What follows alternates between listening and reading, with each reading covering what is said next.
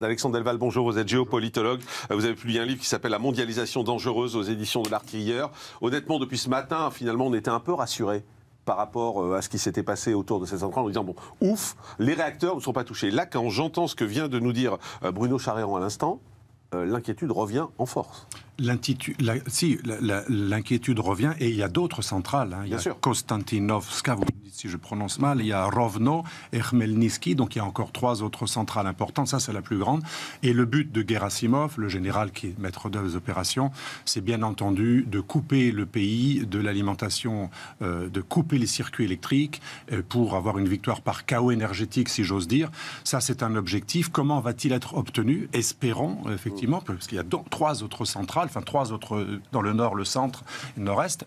Est-ce qu'il va y avoir d'autres éléments? Parce que ce n'est pas la seule. Et les autres centrales vont être prises. C'est vraiment un objectif très important pour le général Gerasimov. Donc il y a de quoi effectivement être inquiet. Patrick Martin, je risque, au fond, Alexandre Delval, si la Russie s'empare de ce site nucléaire. Parce qu'on imagine bien, enfin leur intérêt, c'est pas de le faire sauter. Forcément. Donc l'intérêt, c'est quoi? C'est contrôler l'électricité qui arrive? Ça a été théorisé par Gerasimov, le général, en mettant en œuvre des opérations en Syrie et maintenant en Ukraine. C'est pouvoir exercer le chantage de la rupture totale de l'approvisionnement en électricité des Ukrainiens. Et là, ce qu'ils recherchent, c'est une victoire par chaos énergétique. Il faut le répéter, c'est pas la Troisième Guerre mondiale. Restons quand même posé et calme, mais c'est horrible. Mais c'est horrible quand même.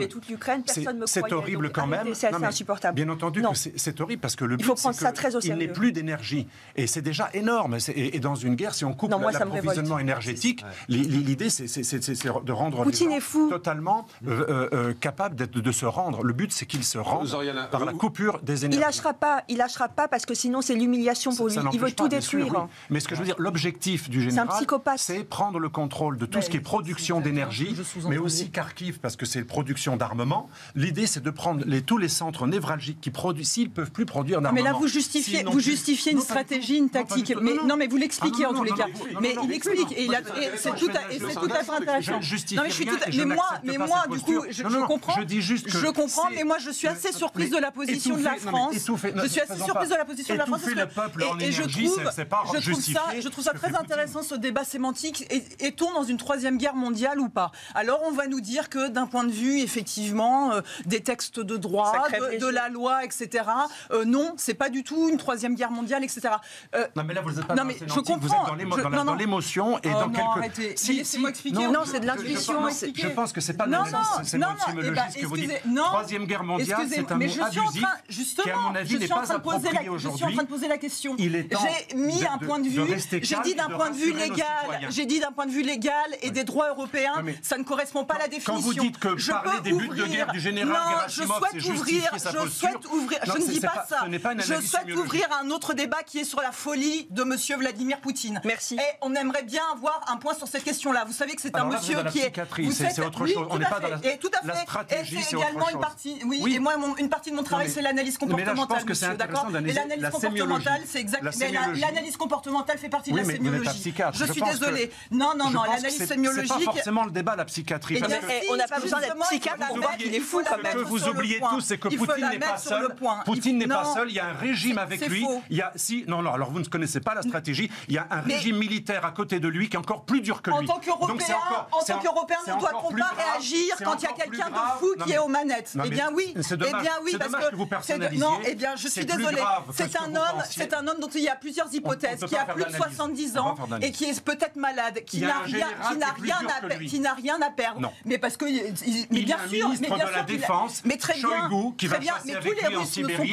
Ne sont pas derrière lui. Et moi, je pose la question de l'ingérence. Je trouve ça facile, moi, de se mettre derrière la question de l'ingérence et de dire finalement, eh bien, quand ça nous concerne pas, on reste loin, etc. Une explosion nucléaire nous concerne tous quand même. Prenons les leçons. Nous sortons d'une pandémie. Mais non, couvrir le ciel.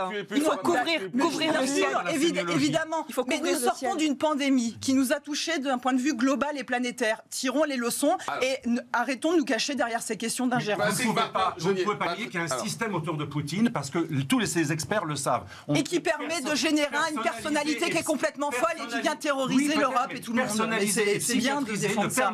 Mais c'est bien de défendre ça. Votre regard, Martin Jeunier, votre regard sur ce débat. Vous parlez d'historionomie. C'est très intéressant.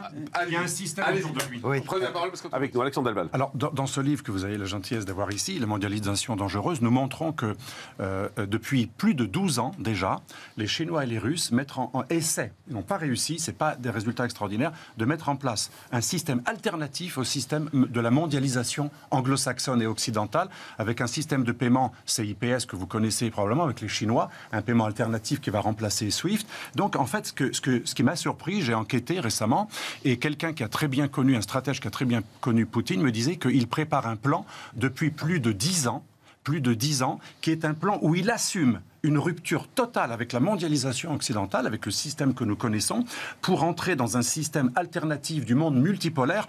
Si vous allez sur le site internet de l'OCS, l'Organisation de la Conférence de Shanghai, c'est cette organisation qui a été créée en 2001 par la Chine et la Russie pour contrebalancer l'Occident. Le but, c'est un système alternatif au monde occidental. Alors la vraie question, c'est va-t-il y arriver ? Je pense que ça va être beaucoup plus difficile. Le but aussi, c'est la dédollarisation. C'est pour ça que, d'ailleurs, Marjorie était très bien vue en Russie, parce que l'ancien patron français qui est mort, vous savez, dans un accident terrible de Marjorie, voulait la dédollarisation. Elle était très bien vue par les Russes qui vont sur l'objectif. Donc, ce que je veux dire par là, c'est que Poutine, il est peut-être fou selon certains, mais il a un plan qui est très mûri, qui est pensé avec cette Chine, l'oligarque de Rosneft, dont on a saisi le yacht récemment. Il y a un véritable plan qui est une rupture totale avec l'Occident. Et pourquoi ? Et c'est ça, ça explique. Et pourquoi ? Je suis obligé de vous couper. Pour étanchéiser. On va partir en direct. Beaucoup, Alexandre Delval. Question un peu basique peut-être, mais finalement, ça sert à quoi ça ? Alors, c'est pas du tout une force offensive. C'est une force qui a pour mission. C'est horrible ce que je vais dire, mais de recevoir sans donner. Mais uniquement pour dissuader les Russes de toucher à la Moldavie ou à la Roumanie, parce que les deux sont dans le même milieu linguistique, c'est une dissuasion indirecte dans le sens où, en gros, ne touchez pas, il y a des forces qui sont membres d'un pays nucléaire et de l'OTAN, mais elles sont faites plutôt pour recevoir que pour donner. C'est absolument pas offensif, ça ne veut pas dire qu'on entre dans la guerre. Et autre chose, malheureusement, pourquoi nos citoyens, on ne peut pas trop aller les aider avec les militaires ? Parce que si des militaires français arrivaient dans le territoire ukrainien pour aider à exfiltrer nos compatriotes, ça pourrait être perçu comme une entrée dans le territoire de guerre, et c'est pour ça que ça ne se fait pas. Ça ne justifie pas l'abandon, bien sûr. Ce seraient des hommes et des femmes chargés de protéger les Français. Ça ne peut pas être le GIGN, en tout cas, parce que c'est alors, ça pourrait être une autre force.